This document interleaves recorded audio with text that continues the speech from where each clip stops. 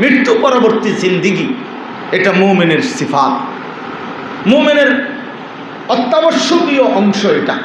এটাকে জীবন থেকে আড়াল করলে আর জিন্দিগি সুন্দর থাকে না। আখিরাতকে ভুলে গেলে, পরকালের অনুভূতি ভুলে গেলে তখন ওই মানুষের আর নিয়ন্ত্রণ থাকে না, সে তখন মনের ইচ্ছে মতো চলে। তো এখন আল্লাহ তাআলা আখিরাতকে সামনে রেখে সমস্ত মানুষকে আল্লাহ তাআলা বুঝাইছেন যে আখিরাতের এই ধাপ, পরকালের জীবনের শুরু, উদ্বোধনটা কি? মৃত্যু। মৃত্যুর মাধ্যমেই শুরু হয় পরকালীর ধাপ। মৃত্যুই তার পরবর্তী জিন্দিগির শুরু। এই জন্য মৃত্যুকে শেষ হওয়া এটা বলে নাই। মৃত্যু মানে শেষ হওয়া না, মৃত্যু মানে হারিয়ে যাওয়া না, মৃত্যু মানে ইন্তেকাল। ইন্তেকাল মানে স্থানান্তর। একটা জরুরি কথা মনে রাখবেন, মানুষের কোনো শেষ নাই। যে মানুষ একবার সৃষ্টি হয়েছে তার আর কোনো শেষ নাই। মানুষ শেষ হয় না কোনোদিন। মানুষ স্থানান্তর হয়, মানুষ স্থানান্তর হয়। বীর্যের ফোঁটা থেকে স্থানান্তর হয়, আরেক হালাতে যায়, আরেক হালাতে যায়, আরেক হালাতে যায়। মায়ের পেট থেকে পৃথিবীতে আসে, পৃথিবী থেকে কবরে যায়, কবর থেকে হাসরের ময়দানে ওঠে, হাসরের ময়দান থেকে মিজানের পাল্লার সামনে যায়, মিজানের পাল্লার থেকে ফুলসিরাতের সামনে যায়, সেখান থেকে জান্নাত কিংবা জাহান্নামে যায়। জান্নাতও চিরস্থায়ী, জাহান্নামও চিরস্থায়ী। তো মানুষের শেষ করি? মানুষের কোনো কি নাই, শেষ নেই। যে জান্নাতি হয় সেও খালিদিনা ফিহা আবাদা, যে জাহান্নামী হয় সেও কি খালিদিনা ফিহা আবাদা, চিরস্থায়ী, চিরস্থায়ী। এজন্য মানুষ স্থানান্তর হয়, মানুষ শেষ হয় না, মানুষ হারিয়ে যায় না, মানুষ চূড়ান্তভাবে নিশ্চিহ্ন হয় না, বরং স্থানান্তর হয়। এই স্থানান্তর, এই দুনিয়ার হায়াত থেকে আখিরাতের হায়াতে যাওয়ার প্রথম কাজ, আখিরাতে যাওয়ার প্রথম মাধ্যম মৃত্যু, মৌত। মৌত, এই মৃত্যু কোরআনুল কারীমের মধ্যে আল্লাহ তাআলা বহুভাবে এই মৌতকে আল্লাহ তাআলা ফুটায় তুলছেন, আমাদের সামনে পেশ করছেন, আমাদের সামনে পেশ করছে। কোরআনুল কারীমের মধ্যে আল্লাহ তাআলা আছে, ইয়াহুদিরা, কোরআনে আছে যে ইয়াহুদিরা নবীজি সাল্লাল্লাহু আলাইহি সাল্লাম এবং সাহাবীদেরকে বলতো যে আল্লাহ তাআলার বন্ধু হলাম আমরা, আমরা আল্লাহর বন্ধু, আল্লাহর আস্থাভাজন, আল্লাহর প্রিয়জন। তো কোরআন শরীফে আছে আল্লাহ তাআলা বলেন, হে নবী বলেন তাদেরকে, যদি তোমরা আল্লাহর প্রিয়ই হয়ে থাকো তো এই মুহূর্তে আল্লাহর কাছে মৃত্যু কামনা করো। ফাতামান্নাবুল মাউতা ইন কুনতুম সাদিকিন, যে আল্লাহ আমরা যেহেতু আপনার প্রিয় তো আপনার কাছেই যাইতে চাই, তো এখনই মৃত্যু দেন, এটা কামনা করো। আল্লাহ তাআলা বলেন ওয়ালা ইয়াতামান্নাউনাহু আবাদান। আপনি বলে দেখেন এই নাফরমান পাপী দুনিয়া লুভী জীবনেও মৃত্যু কামনা করবে না, মরতে চাইবে না।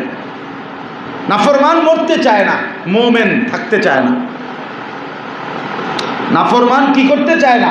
মরতে চায় না। আর মুমিন থাকতে চায় না, থাকতে চায় না। রাসূলুল্লাহ সাল্লাল্লাহু আলাইহি ওয়াসাল্লাম বলেন, ইউহিব্বুল ইনসানু আল হায়াতা ওয়াল মাউতু খায়রুন লিনাফসিহি। মানুষেরা হায়াত, বেঁচে থাকাকে ভালোবাসে, অথচ সে যদি বুঝতো মৃত্যুই মূলত তার জন্য খায়ের, কল্যাণ, তার জন্য কল্যাণ। তো এই জন্য দেখেন, বাস্তব কথা হলো এই মৃত্যুর মাধ্যমে আমাদের পরকালীন জিন্দিগি শুরু।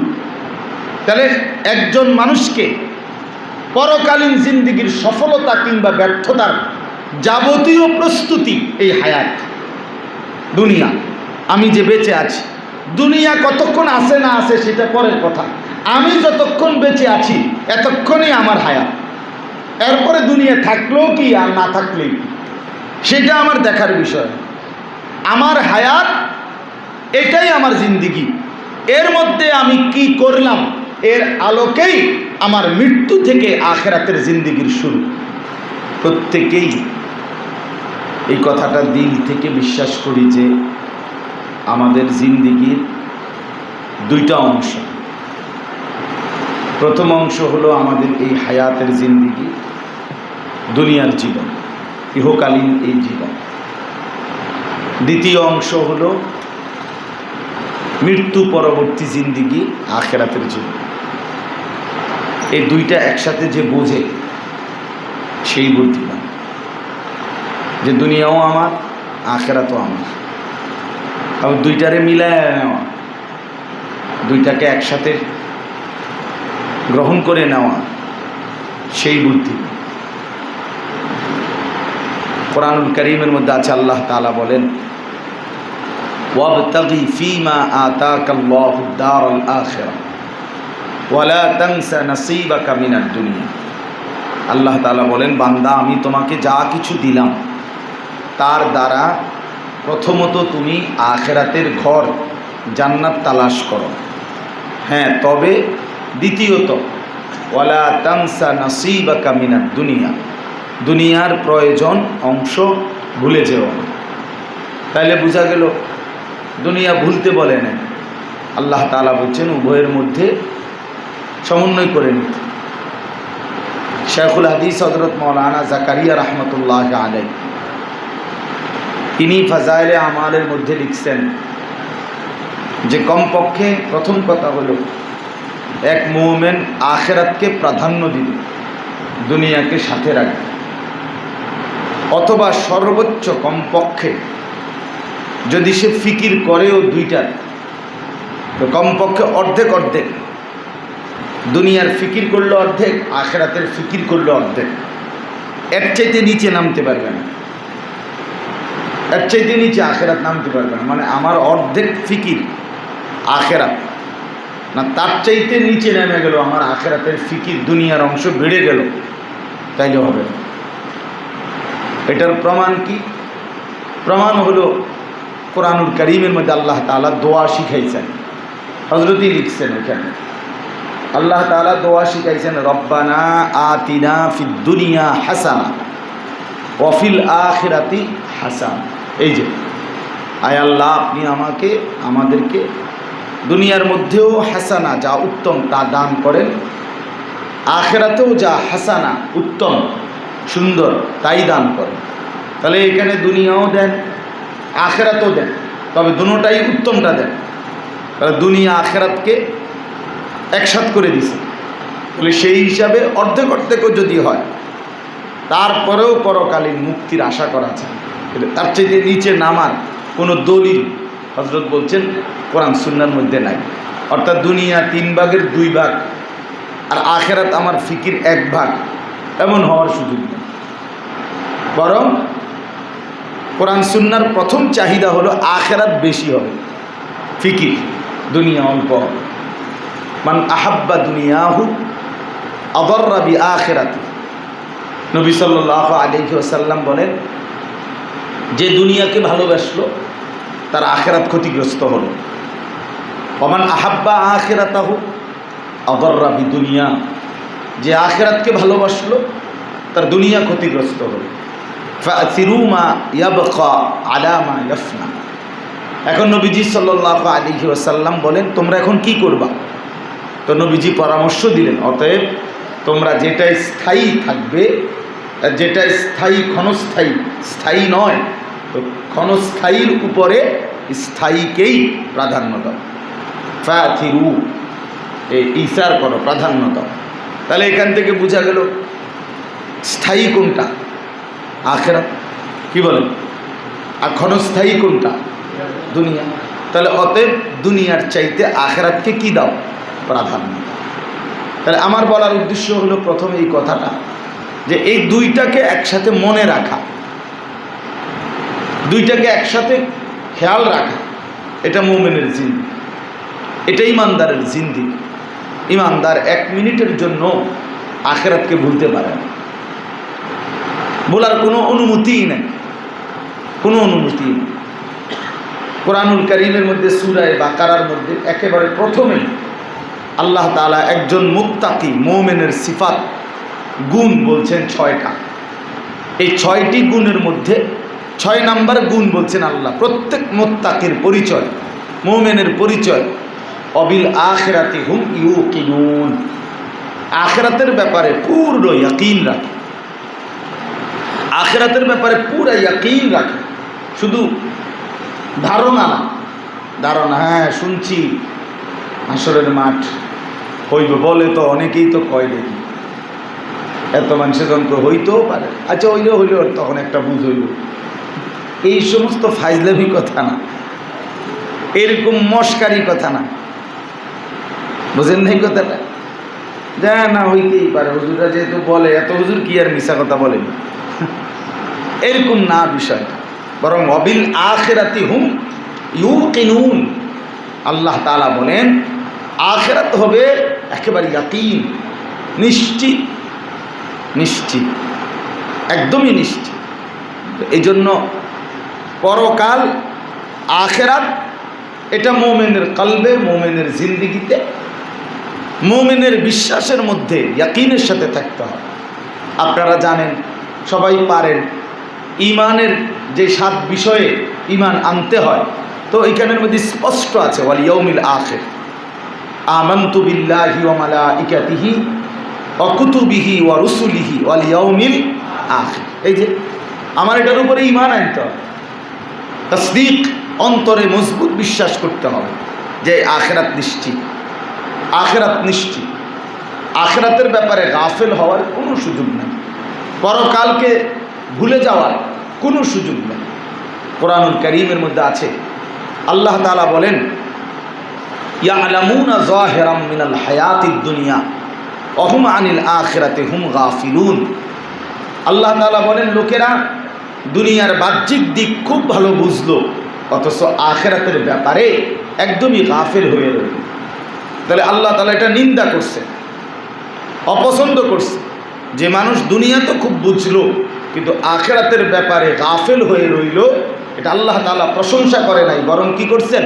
নিন্দা করছেন, যে না, এটা বান্দা উচিত হলো না, উচিত হলো না।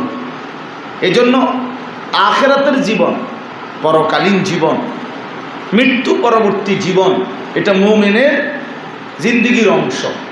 এটাকে সামনে রাইখা, এটাকে কলিজার মধ্যে রাইখা, এটাকে জিন্দেগির সমস্ত কাজের মধ্যে সামনে রেখে এক ইমানদার মুমিন যদি জীবন সাজায়, তাহলে তার সব কিছু সুন্দর হয়, সব কিছু সুন্দর। আমরা তাফসীরের মধ্যে বারবার পড়ছি, এই পৃথিবীতে মানুষকে যাবতীয় অন্যায়, অপরাধ, অশ্লীলতা, বেহায়াপনা, সমস্ত অপরাধ প্রবণতা থেকে বাঁচাবার জন্য একমাত্র কার্যকর মাধ্যম হলো আখিরাতের ভয়, পরকালীন আল্লাহর সামনে জবাবদিহিতার অনুভূতি।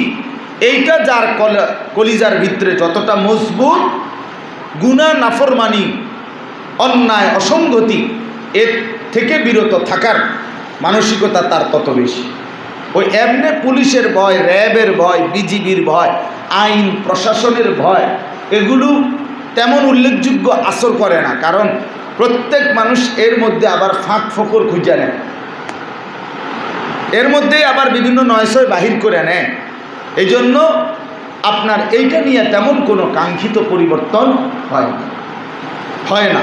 কিন্তু যার কলিজার ভিতরে আখিরাতের ভয়, পরকালের ভয়, আল্লাহ তাআলার সামনে জবাবদিহিতার অনুভূতি, আমি আল্লাহর সামনে দাঁড়াইতে হবে, এইটা কলিজার মধ্যে বসে, তো তার জিন্দেগি নিয়ন্ত্রিত হয়। সে অন্যায় থেকে, গুনাহ থেকে, অপরাধ থেকে বাঁচতে সে আগ্রহী হয়।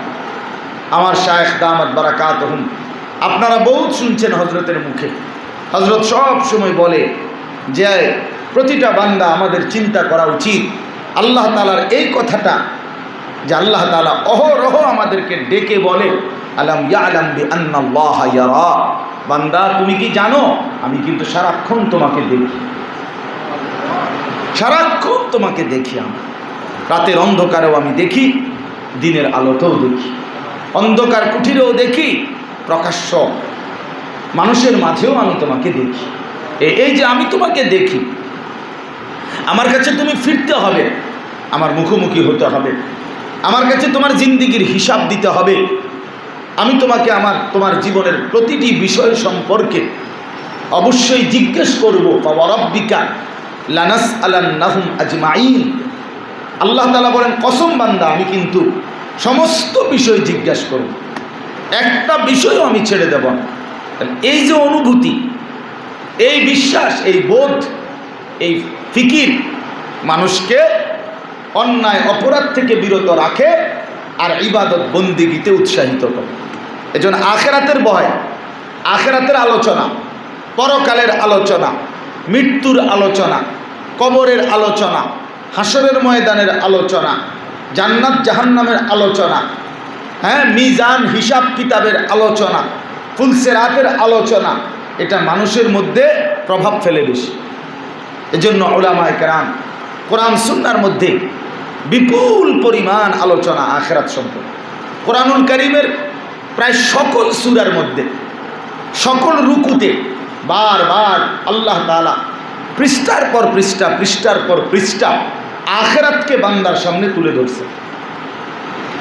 মক্কার 13টি বছর রাসূলুল্লাহ সাল্লাল্লাহু আলাইহি সাল্লামের হাতে যে সাহাবীরা কালেমা পড়ছেন, শরীয়তের বিধানাবলী এগুলো সব হিজরতের সামান্য আগ থেকে নিয়ে মদিনায় যাওয়ার পরে কার্যকরভাবে শুরু হয়েছে। নামাজ ফরজ হয়েছে তো তার অল্প কয়েকদিন পরেই নবীজি হিজরত করছেন। মদিনায় যাওয়ার পরে জাকাত, রোজা, হজ, জিহাদ ফি সাবিলিল্লাহ এসব কিছু শুরু হয়েছে কখন? ওইখানে। তো তাহলে মক্কার এই 12 বছর 13 বছর কি করলেন তিনি?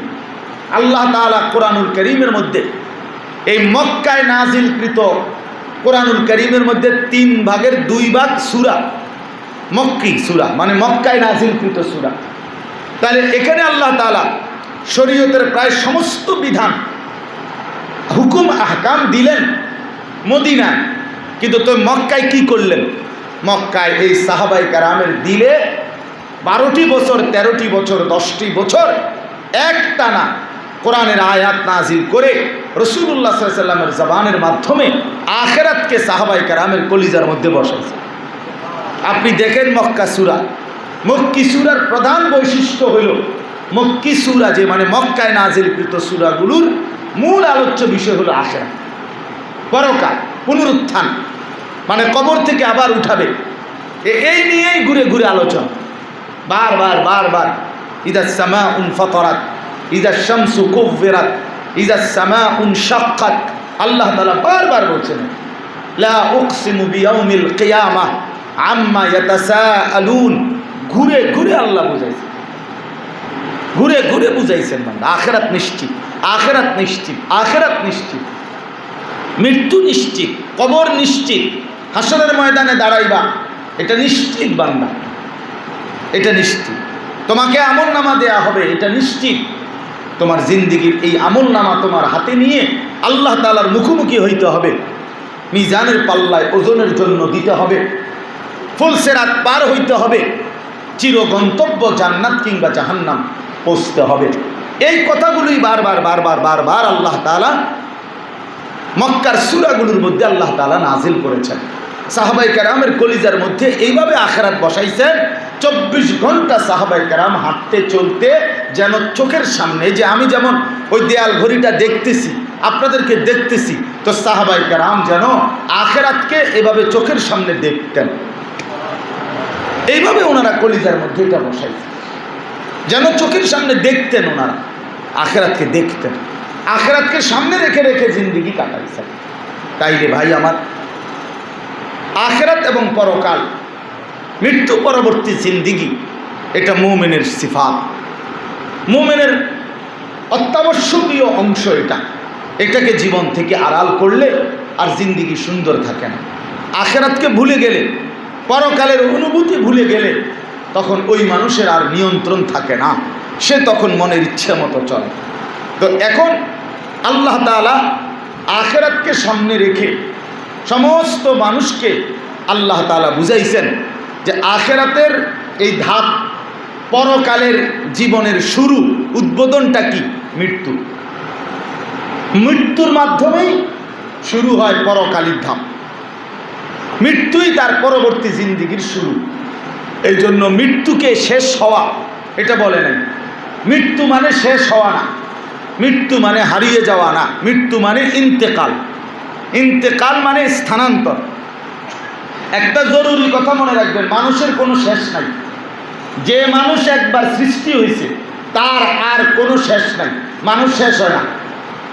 কোনোদিন মানুষ স্থানান্তর হয়, মানুষ স্থানান্তর হয়, বীর্যের ফোঁটা থেকে স্থানান্তর হয়, আরেক হালাতে যায়, আরেক হালাতে যায়, আরেক হালাতে যায়।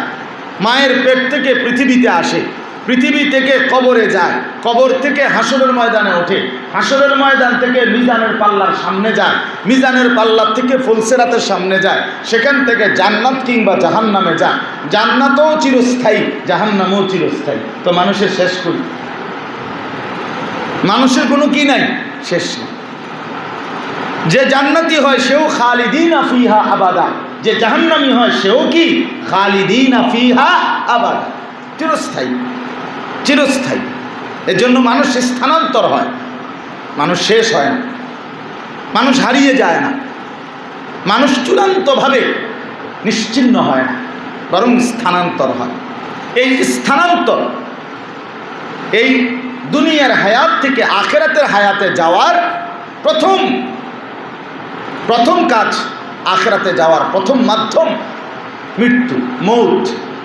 মৌত, এই মৃত্যু কোরআনুল কারীমের মধ্যে আল্লাহ তাআলা বহুভাবে এই মৌতকে আল্লাহ তাআলা ফুটায় তুলছেন, আমাদের সামনে পেশ করছেন, আমাদের সামনে পেশ করছে।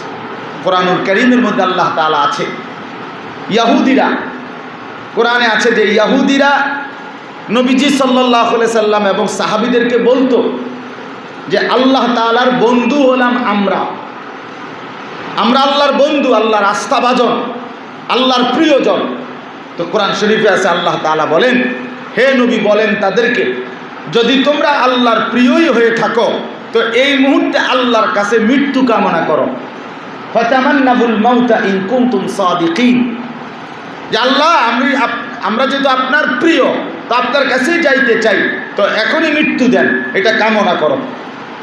আল্লাহ তাআলা বলেন ওয়ালা ইয়াতামান্নাউনাহু আবাদান, আপনি বলে দেখেন এই নাফরমান পাপী দুনিয়া লুভী জীবনেও মৃত্যু কামনা করবে না, মরতে চাইবে না। নাফরমান মরতে চায় না, মুমিন থাকতে চায় না। নাফরমান কি করতে চায় না, মরতে চায় না, আর মুমিন থাকতে চায় না, থাকতে চায় না। রাসূলুল্লাহ সাল্লাল্লাহু আলাইহি ওয়াসাল্লাম বলেন, ইউহিব্বুল ইনসানু আল হায়াতা ওয়াল মাউতু খায়রুন লিনাফসিহি, মানুষেরা হায়াত, বেঁচে থাকাকে ভালোবাসে, অথচ সে যদি বুঝতো মৃত্যুই মূলত তার জন্য খায়ের, কল্যাণ, তার জন্য কল্যাণ। তো এই জন্য দেখেন, বাস্তব কথা হলো এই মৃত্যুর মাধ্যমে আমাদের পরকালীন জিন্দিগি শুরু। তাহলে একজন মানুষকে পরকালীন জিন্দিগির সফলতা কিংবা ব্যর্থতার যাবতীয় প্রস্তুতি এই হায়াত, দুনিয়া। আমি যে বেঁচে আছি, দুনিয়া কতক্ষণ আছে না আছে সেটা পরের কথা, আমি যতক্ষণ বেঁচে আছি এতক্ষণই আমার হায়াত। এরপরে দুনিয়া থাকলেও কি আর না থাকলেই কি, সেটা আমার দেখার বিষয়। আমার হায়াত, এটাই আমার জিন্দিগি, এর মধ্যে আমি কি করলাম এর আলোকেই আমার মৃত্যু থেকে আখিরাতের জিন্দিগির শুরু। তাহলে এখন দেখেন, আমি যে আয়াত পড়ছি এটা বোঝানোর জন্য মূলত এই কথাগুলো বলছিলাম। কোনো ব্যক্তি যদি তার বেঁচে থাকার এই হায়াত, দুনিয়ার হায়াতটা সে যদি আল্লাহর হুকুম রাসূলের তরিকা মতো চালায়, তাইলে আখিরাতের জিন্দিগির একেবারে প্রথম ধাপ মৃত্যু, জান কবজ, এটাই হবে একরকম, এখান থেকেই শুরু হবে তার সুখের। আর যে ব্যক্তি এই দুনিয়ার হায়াতটা আল্লাহর নাফরমানি, রাসূলুল্লাহ সাল্লাল্লাহু আলাইহি সাল্লামের সুন্নাত তরিকার বিরোধিতা করে জিন্দিগি কাটাইছে, তো তার মৃত্যু থেকেই শুরু হবে অত্যন্ত মর্মান্তিক যন্ত্রণা, আর এই যন্ত্রণা চলতে থাকবে অনন্তকাল। অনন্তকাল টের পাইয়া যাবে সে আগামী জিন্দিগি তার কেমন হবে, এটা জান কবজের প্রথম মুহূর্তে, প্রথম মুহূর্তে। এই জন্য কোরআনুল কারীমের মধ্যে আল্লাহ তাআলা 4 জায়গায় মোট আল্লাহ তাআলা উল্লেখ করছেন, প্রত্যেক মানুষের মৃত্যুর সময় মৃত্যুর একটা যন্ত্রণা আছে, সাকরাতুল মাউত বলে এটাকে আরবিতে, সাকরাতুল মাউত, মৃত্যু যন্ত্রণা, মরণের এই জান কবজের যন্ত্রণা। কিন্তু এইটা ইমানদারের জন্য একরকম, নাফরমান পাপী বেঈমানের জন্য ভিন্ন রকম। এখান থেকেই সে বুঝে ফেলবে, ইমানদারও বুঝবে আগামী সময়টা তার কেমন যাবে, নাফরমানও বুঝবে আগামী সময়টা তার কেমন যাবে, আগামী সময়টা কেমন যাবে। হাদিসের মধ্যে আছে আল্লাহ নবী সাল্লাল্লাহু আলাইহি ওয়াসাল্লাম এইটা খুব সুন্দর করে নবীজি বুঝাই দিয়েছেন।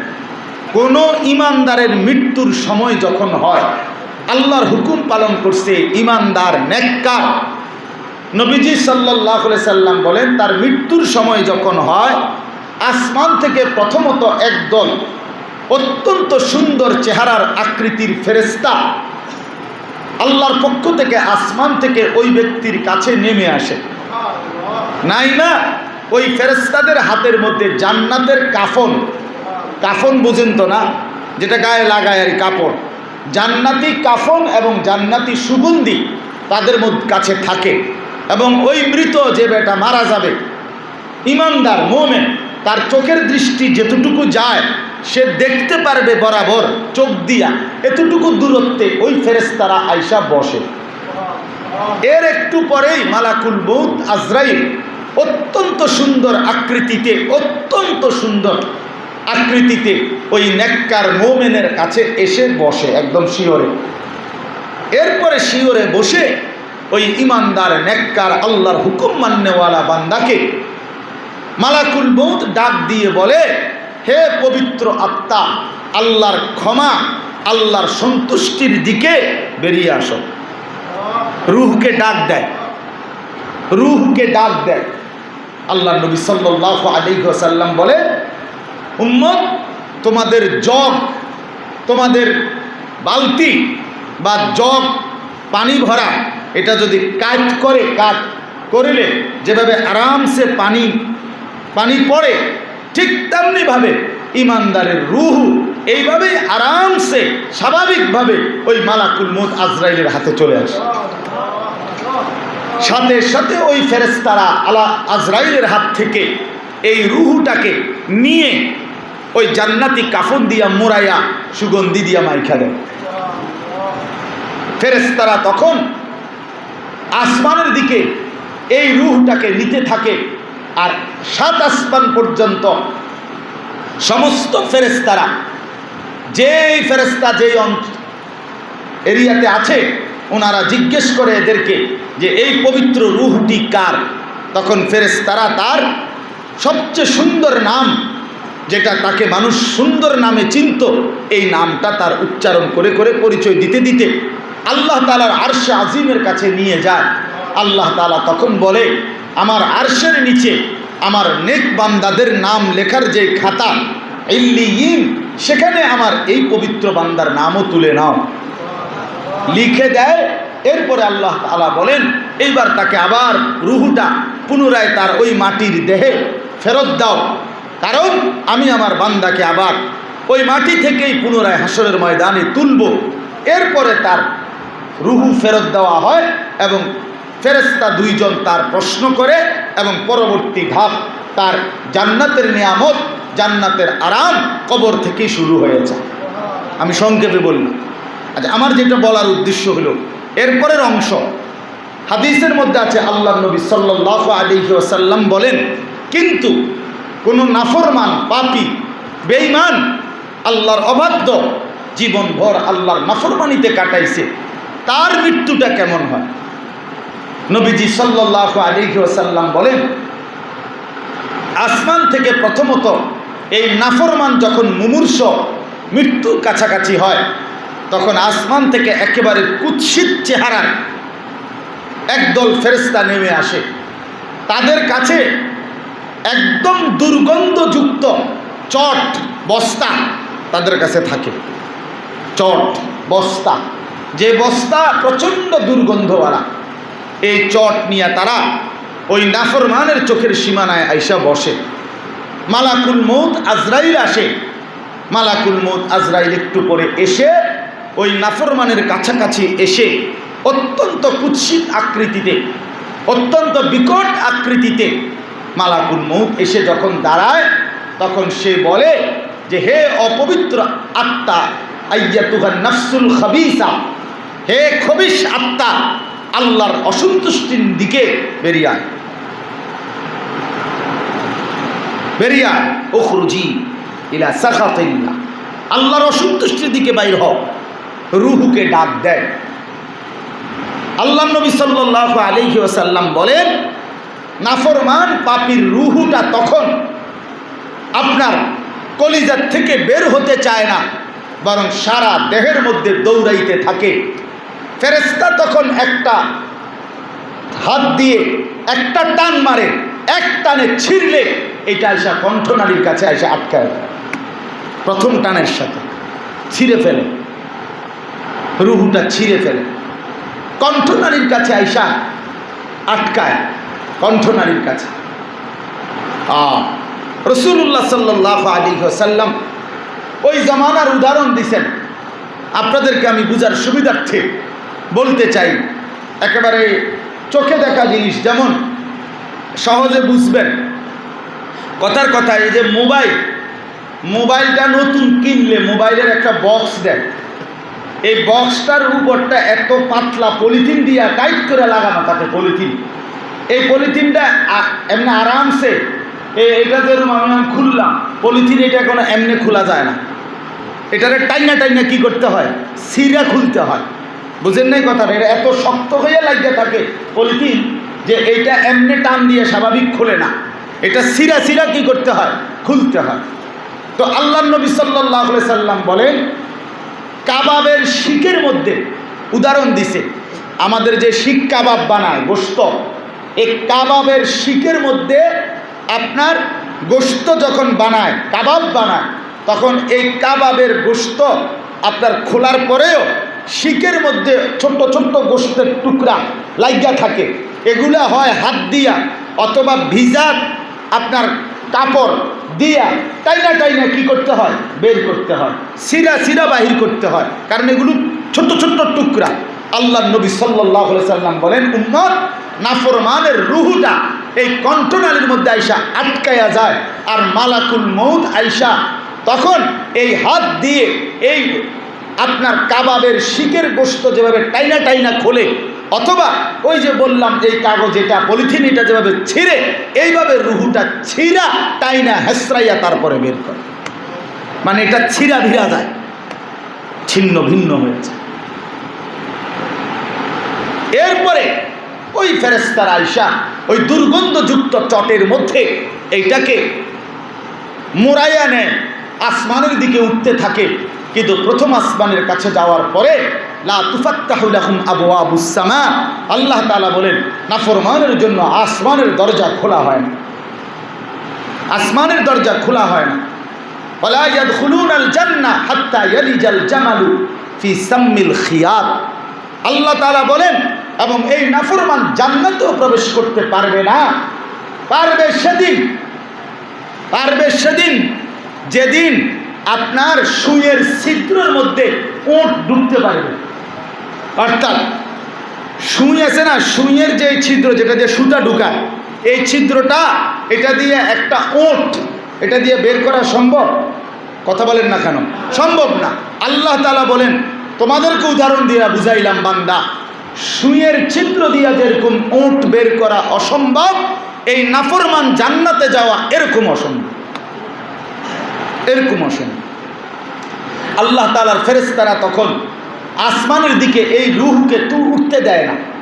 তখন আল্লাহ তাআলা আদেশ করে, আমার এই নাফরমান বান্দার রূহটা তোমরা নিচে জমিনের মধ্যে ছুঁড়ে মারো। ফেরেশতারা প্রথম আসমানের কাছ থেকে এই রূহটাকে আছাড় মারে নিচে, এক আছাড়ে এটা সাতবক জমিনের নিচে যাইয়া পড়ে এই রূহ। হ্যাঁ, আল্লাহ তাআলা তখন বলে, সাতবক জমিনের নিচে যেই নিকৃষ্ট বান্দাদের খাতা ফাইল সিজ্জিন, ওইটার মধ্যে নাফরমানের নাম লেখো, লেখা তার রুহু আবার তার দুনিয়ার দেহে ফেরত দাও, কারণ সেখানে তার আরো প্রশ্নের কাজ আছে। আমার বলার উদ্দেশ্য হলো, এবার আসেন এই কথাটাই আমি বলতে চাচ্ছি। কোরআনুল কারীমের মধ্যে আল্লাহ তাআলা 4 জায়গায় বলছে যে এই মৃত্যুর যন্ত্রণার কথা।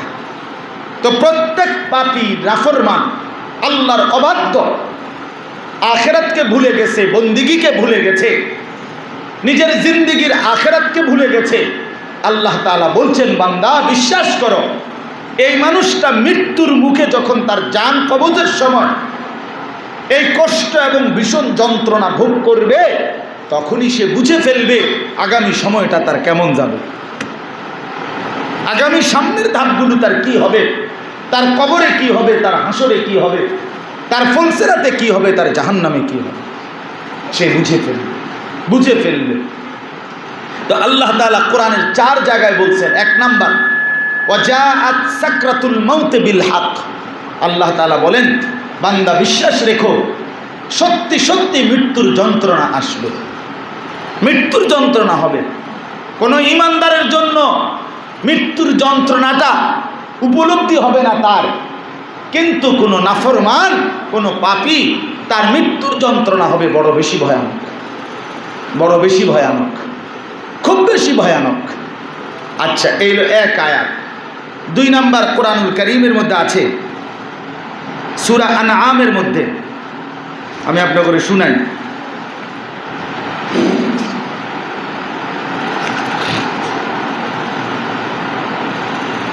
এই যে দেখেন, আল্লাহ তাআলা বলতেছেন, ওয়ালাউ তারা ইদিজ যালিমুনা ফি গামারাতিল মাউত। হায় বন্ধু, আপনারা যদি দেখাইতাম যে জালেম নাফরমান পাপী ফি গামারাতিল মাউত, মৃত্যুর যন্ত্রণার সময় কি ভীষণ আচরণ করবে, আপনারা যদি দেখাইতাম। আমরা কিতাবে পড়ছি, আমার গাড়িতেও কিতাবটার বাংলাটা আছে। এটা এমন সুন্দর কিতাব, হাজি সাহেবের কাছে নাই, নতুন কিনছি, মৃত্যুর ওপারে। এটা এত সুন্দর কিতাব, ইমাম কুরতুবী রাহমাতুল্লাহ আলাইহির কিতাব। এই কিতাবের মধ্যে আছে, ইমাম কুরতুবী রাহমাতুল্লাহ আলাইহি বলছেন, আত-তাযকিরা কিতাবে মৃত্যুর আলোচনা, আখিরাতের আলোচনা। ইব্রাহিম আলাইহিস সালাম একবার মালাকুল মউত আজরাইলকে জিজ্ঞেস করছিল, হে আজরাইল, কোন নাফরমান পাপীর জান কবজের সময় তুমি যে আইসা তার সামনে দাঁড়াও, বসো, তখন তোমার চেহারাটা কেমন হয়, আকৃতিটা আমার ওইটা একটু দেখাও। মালাকুল মউত আজরাইল বললেন, হে নবী ইব্রাহিম, আল্লাহর কসম, আপনি ওই দৃশ্য দেখলে সহ্য করতে পারবেন না, আপনি এটা দেখতে চাইেন না। ইব্রাহিম আলাইহিস সালাম বললেন, না, আমারই যা হোক দেখাও তুমি। মালাকুল মউত আজরাইল ওই কুৎসিত চেহারা, নাফরমানের রুহু যে সময় কবজ করে, ছিঁড়া ভিড়া বাহির করে, এই দৃশ্যটা মালাকুল মউত ইব্রাহিম আলাইহিস সালামকে এক নজর দেখাইলেন। ওই কিতাবের মধ্যে আছে, ইব্রাহিম আলাইহিস সালাম তখন চিৎকার করে বেহুশ হয়ে গেছে। বেহুশ হইয়া লম্বা সময় পরে যখন হুঁশ আসছে, তিনি আল্লাহ তাআলার কাছে বলছেন, আয় আল্লাহ, আপনার জাতের কসম, কোন নাফরমান পাপী তার সারা জিন্দেগীর নাফরমানির বিনিময়ে কবরের আযাব, জাহান্নামের আযাব, হাসরের ময়দানের আযাব কিচ্ছু লাগবে না, শুধু আজরাইলের এই ভয়ঙ্কর দৃশ্য দেখলেই তার সারা জিন্দেগীর নাফরমানির শাস্তির জন্য যথেষ্ট হয়ে, সামনের গুলো আর লাগবে না, সামনের গুলো আর লাগবে না। যখন কলিজা ছিঁড়া ফেলবে, রুহু ছিঁড়া ফেলবে, এই দৃশ্য আল্লাহ তাআলা বলেন, ওয়ালাউ তারা ইদিজ যালিমুনা ফি গামারাতিল মাউত। বন্ধু, আপনি যদি দেখতেন, আপনারা যদি দেখাইতাম, তো আপনি বুঝতেন জালেম নাফরমান মৃত্যুর যন্ত্রণার সময় কি পরিমাণ কষ্ট ছটফট করে। ওয়াল মালাইকাতু বাসিতু আইদিহিম, এবং ফেরেশতারা তখন, ওই যে ফেরেশতারা আসছে তারা নিত, এই ফেরেশতারা তাদের হাত প্রসারিত করে, হাত বাড়িয়ে দেয় আর বলে, আখরিজু আনফুসাকুম, এই নাফরমান, রুহুটা দিয়ে দে, বের হ, আখরিজু, বের কর তোর রুহুটা।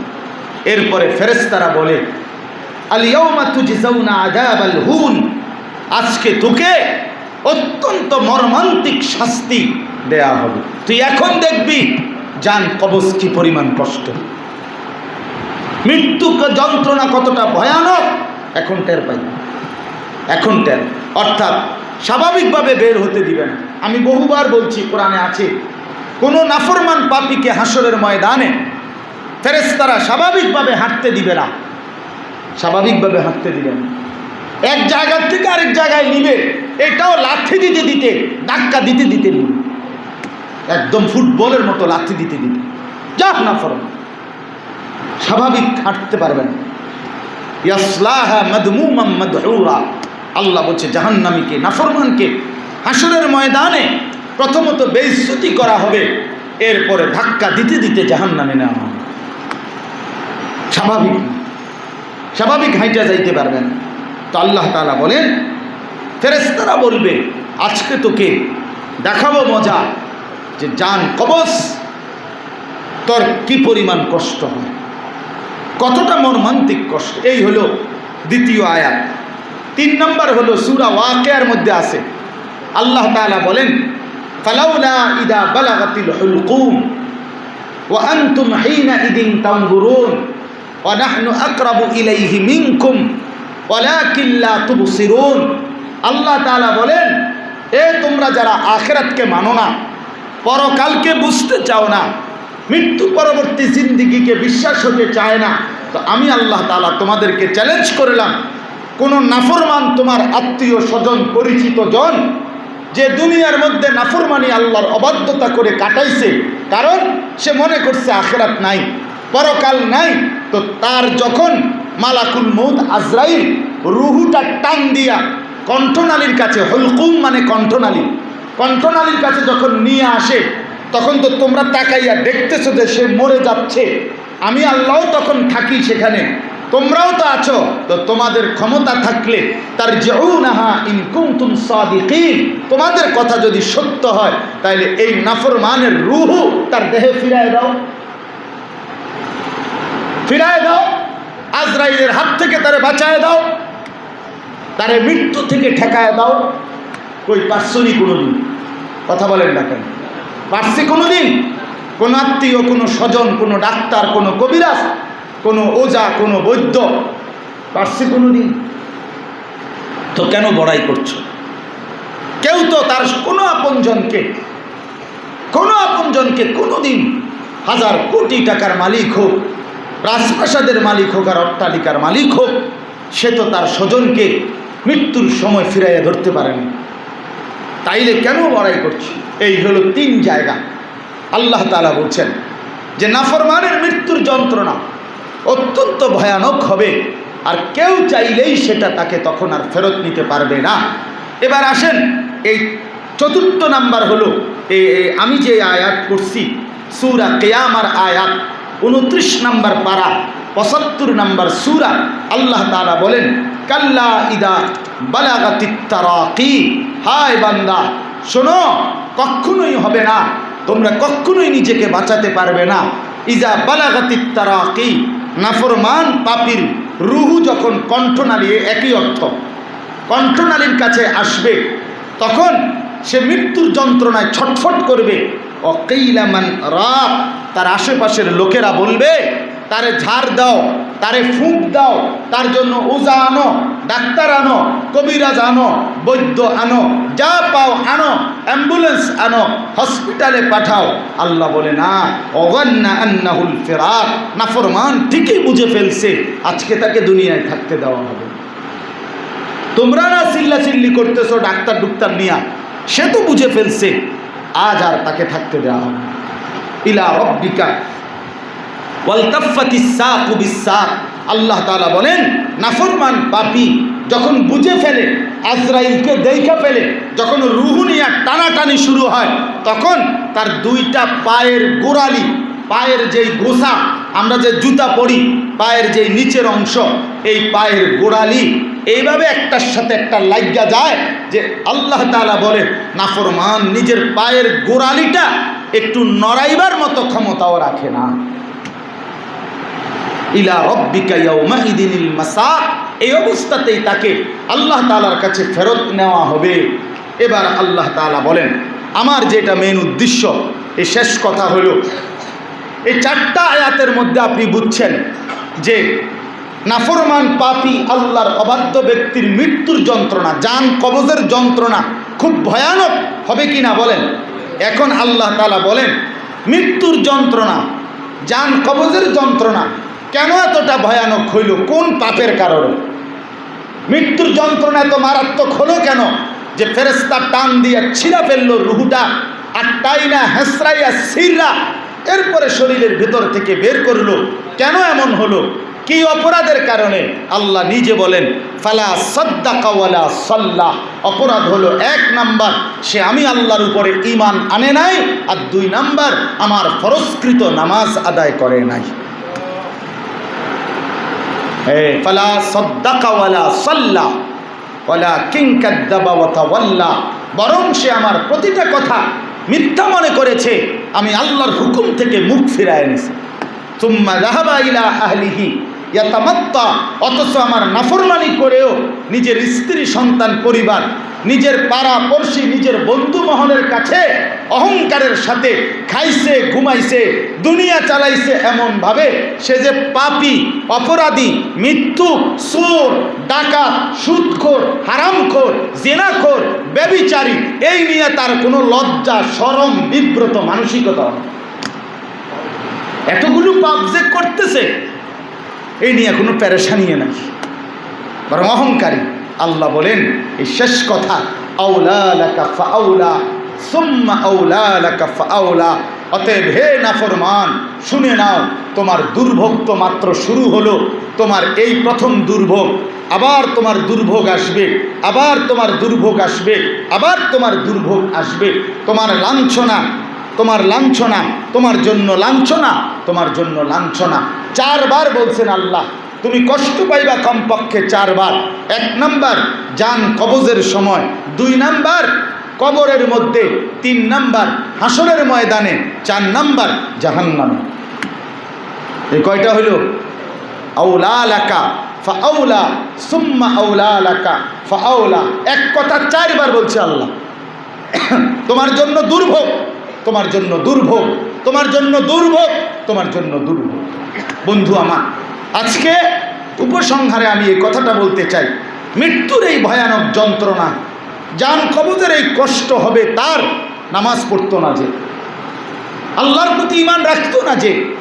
অতএব আলহামদুলিল্লাহ, আমরা যদি এতটুকু ভাবি যে আমি আল্লাহর প্রতি ঈমান রাখি, তো আমাদের নামাজ যেন না ছোটে। কি বলে? নামাজ যেন না ছোটে, নামাজ যেন না ছোটে, আমারও না, আপনারও না। আমার শায়েখ দামাত বারাকাতুহুম আরিফ বিল্লাহ আল্লামা মুফতি মুশতাকুর নবী কাসিমি হুজুর জীবনে যে কয়েকটা কথার উপরে সবচেয়ে বেশি গুরুত্ব দেয়, এর মধ্যে একটা হলো 5 ওয়াক্ত নামাজ। আমিও আপনাদের কাছে বলি, 5 ওয়াক্ত নামাজ জীবনের সর্বোচ্চ গুরুত্ব দিয়া জামাতের সাথে আদায় করার পাক্কা নিয়ত করবেন, বলেন ইনশাআল্লাহ। বিশেষ করে ফজরের নামাজ। বিশেষ করে কোন নামাজ? যে মুমিন তার ফজরের নামাজ ছোটে না, যে মুনাফিক তার ফজরের নামাজ আদায় হয় না, সে আদায় করতে পারে না। মুনাফিক ফজর করতে পারে না, এটা হুজুরের কথা। আর মুমিন ফজর ছাড়তে পারে না। ফজরের নামাজ মুমিনের ছোটে না, আর মুনাফিক ফজরের নামাজ আদায় করতে পারে, আদায় করতে পারে। সরাসরি হিসাব রাসূলুল্লাহ সাল্লাল্লাহু আলাইহি সাল্লাম বলছেন, ফজরের নামাজ মুমিনের নামাজ। কার নামাজ বলেন? মুমিনের নামাজ। ফজরের নামাজ পড়তে কষ্ট হয় তার, মুনাফিক যে, মুনাফিকের কষ্ট। রাসূলুল্লাহ সাল্লাল্লাহু আলাইহি সাল্লাম বলেন, ফজরের নামাজ যে পড়ে না সে খবিস। নবীজি বলছে সে খবিস, এটা আস্তা খবিস, খবিস এটা। আর খবিসের ঠিকানা বাথরুম। খবিস পেশাব পায়খানা থাকে। কেন? রাসূলুল্লাহ সাল্লাল্লাহু আলাইহি সাল্লাম বাথরুমে ঢুকতে যেই দোয়া পড়তেন, ওই দোয়ার অর্থ হইল আল্লাহ খবিস থেকে পানাহ চাই। তার মানে খবিস বাথরুমে থাকে। রাসূলুল্লাহ সাল্লাল্লাহু আলাইহি সাল্লাম বলেন, যে ফজরের নামাজ পড়ে না সে কাসলান, সে অলস, অপদার্থ, অকর্মণ্য। নবীজি সাল্লাল্লাহু আলাইহি সাল্লাম বলেন, যে ফজরের নামাজ পড়ে না তার 2 কানে শয়তান পেশাব কইরা দেয়, মুত্তা দেয়, পেশাব কইরা দেয়। আর আমি বলি যে শয়তান কোনো 6 মাসের বাচ্চা না যে অল্প গদ্দুর পেশাব করে। শয়তান অনেক বড়, বহুত বয়স্ক, কাজে পেশাবও বেশি। বোঝেন নাই আমার কথাটা? শয়তান যেমন অনেক বড়, তার পেশাবও তো বেশি। এই জন্য যেই নাফরমান ফজরের নামাজ পড়ে না, তার সারা শরীর বিছনা, তোষক, বালিশ সব ভাসায় এলায় হয়, শয়তানের মুইতা ভাসায় এলায়। এই জন্য প্রত্যেক ফজরের নামাজ যে আদায় করে না, তারে ঘুম থেকে উঠা তার লেপ, তোষক, খাতা, বালিশ সহ তারেও গোসল করাইয়া টাঙ্গাইয়া থোয়া দরকার, যে যাতে করে পেশাবের গন্ধ যায়।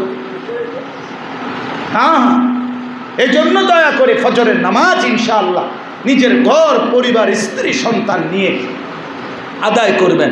আল্লাহ নবী সাল্লাল্লাহু আলাইহি সাল্লাম বলছেন, ফজরের নামাজে সারা রাত্রের ফেরেশতা, সারা দিনের ফেরেশতা, আল্লাহর জমিনে যারা কোটি কোটি ফেরেশতা ডিউটি করে, ইমানদার মুমিনদের সাথে ফজরের নামাজে কোটি কোটি ফেরেশতা জামাতের মধ্যে অংশগ্রহণ করে।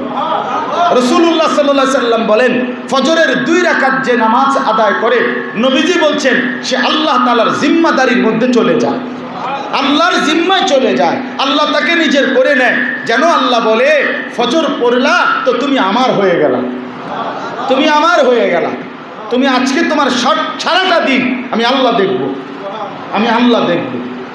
ফজরের নামাজ ওয়াক্তুল ইনকিলাব, ফজরের নামাজ পরিবর্তনের সময়।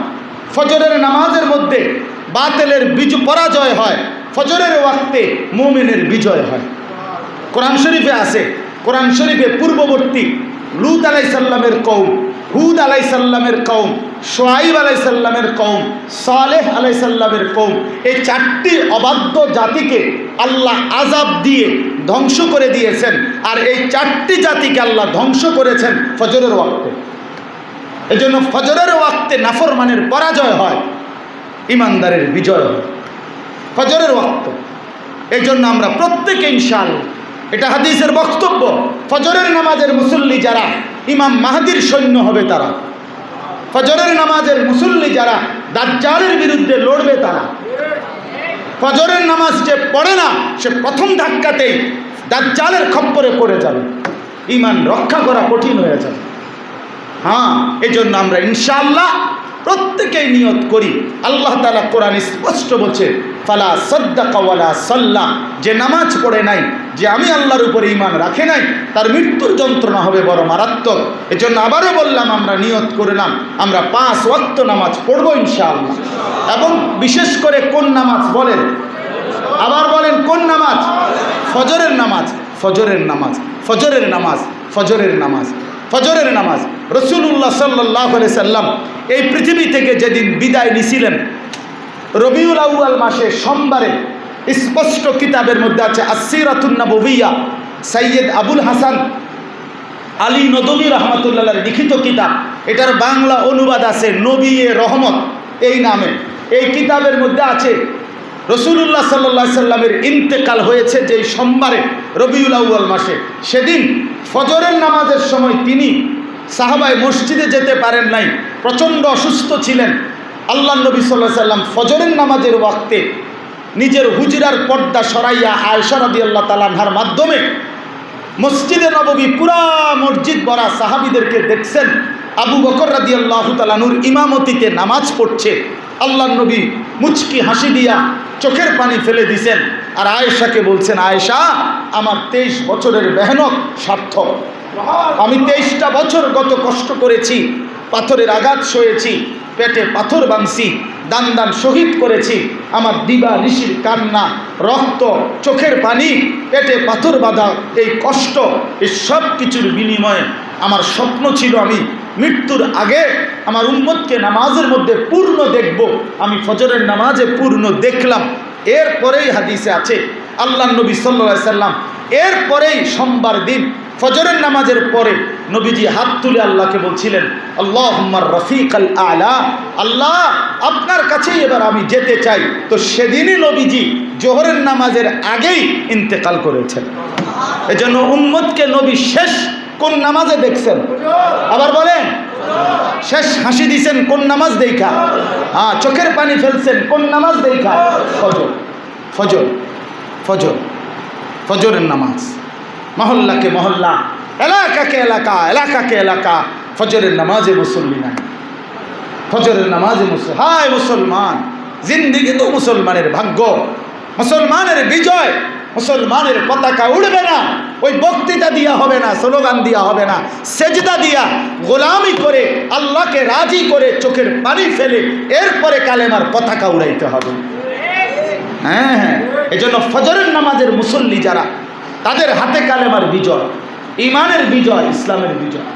এজন্য আমরা প্রত্যেকে ইনশাআল্লাহ এখানে যারা আছি আমরা নিয়ত করি, আমরা নিজেও বলবো, আমরা পড়ব, অন্যকেও ফজরের নামাজের কি করব, আহ্বান করব। বলেন ইনশাআল্লাহ, ওয়াদা করেন, ভালো করে ওয়াদা করেন, বলেন ইনশাআল্লাহ। আল্লাহ তাআলা তৌফিক দান করেন। অন্যদেরকে বলবেন কি না বলেন, নিজের স্ত্রী, নিজের ছেলে, নিজের মেয়ে, নিজের অফিসের কর্মচারী, নিজের ব্যবসার কর্মচারী, প্রত্যেককে একজন আরেকজনকে ফজরের নামাজের ক্যাম্পেইন করেন, ফজরের নামাজের প্রতি উৎসাহিত করেন। একে অপরকে বললে ইনশাআল্লাহ ফজরের মুসল্লি বেড়ে যাবে। এই যে আজকে ইসরায়েলের এই ইহুদি বেঈমানরা এই পর্যন্ত প্রতিদিন মুসলমানের রক্ত ঝরাচ্ছে, মুসলমানের মুজাহিদিনদেরকে রক্তে ভাসায় ফেলতেছে। ওদের ধর্মীয় বিশ্বাস হলো, আশ্চর্য হলো, তারা বিশ্বাস করে যেদিন মুসলমানদের জুমার নামাজ আর ফজরের নামাজের মুসল্লি বরাবর হবে, সেদিনই মুসলমানদের হাতে সারা পৃথিবীর বিজয় হবে। এই জন্য আল্লাহ তাআলা আমাদের প্রত্যেককে ফজরের ইহতিমাম করার তৌফিক দান করেন, ফজরের নামাজ গুরুত্ব দিয়ে আদায় করার তৌফিক দান করেন। ইনশাআল্লাহ ফজরের মুসল্লি হয়ে আল্লাহর দ্বীনের জন্য আমরা লড়বো ইনশাআল্লাহ। বলেন ইনশাআল্লাহ, সবাই নিয়ত করেন ইনশাআল্লাহ। কোন নামাজ? আবার বলেন, জোরসে বলেন, আরো জোরে। মাশাআল্লাহ, আল্লাহ তাআলা আমাদের সবাইকে তৌফিক দান করেন। শায়েখ দামাত বারাকাতুহুমের তত্ত্বাবধানে হযরতের বহুতই মহব্বতের যেই কিতাব আল ওয়াবিলুস সাইয়্যিব, আল্লাহ তাআলার অপার অনুগ্রহের বারিধারা, এই বইটা আরবি বই ছিল, এটার বাংলা অনুবাদ করা হয়েছে আমাদের শায়েখ দামাত বারাকাতুহুমের তত্ত্বাবধানে। শায়েখেরই কলিজার টুকরা একজন মাওলানা সাহেব এই বই